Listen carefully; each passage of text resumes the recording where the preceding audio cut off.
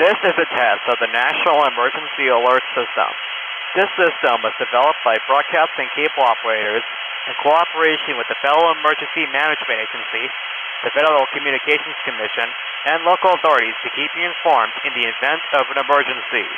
If this has been an actual emergency, the attention signal you just heard at the beginning of this message will have been followed by official information, news, or instructions. No action is required.